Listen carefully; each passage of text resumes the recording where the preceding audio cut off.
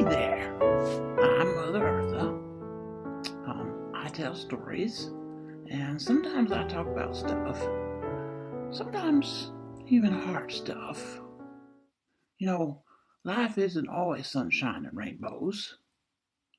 Addressing the tough stuff, calling it out to be examined, can be more inspirational than pretending it doesn't exist. Now, I think poetry is a good way to do this. A poem is like a very short story that can tell the most in the least number of words, tapping into the deepest well of human anguish to soothe it. Since another Mother's Day is approaching, and in honor of National Poetry Month, I'm going to recite a poem I titled Mother Me, which was inspired by a friend's lifelong emotional struggle to heal from having been raised by a not so perfect mother. She once told me that Mother's Day was the longest day of the year for her, even and especially after her mother passed away. It's a test in reality that sometimes people are in our lives for a blessing, and sometimes people are in our lives for a lesson. It's our choice to determine what we get out of the test and allow ourselves to grow as we make peace with that which we cannot change. Mother Me by Mother Eartha. What if I told you she was only human, like you? She was an infant once, and then a child, full of dreams and fears, hopes and doubts. She was equal measure sweet and sour, tame and wild. She was burst into the light preloaded with promise for success and failure, just like you.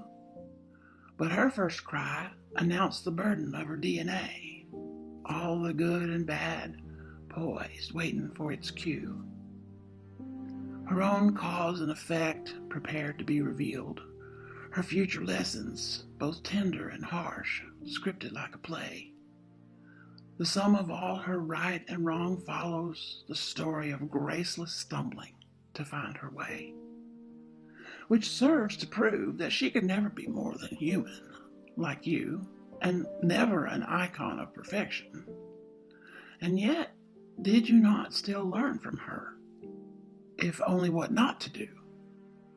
Could this truth be enough to change your misconception?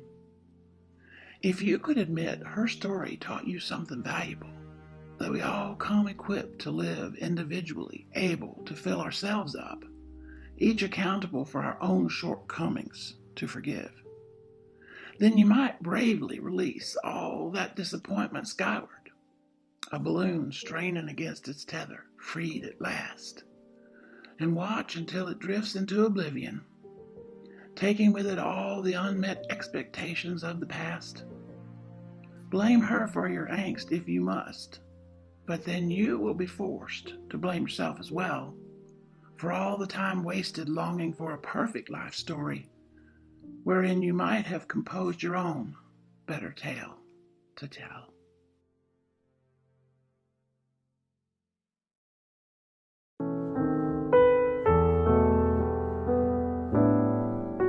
Till next time.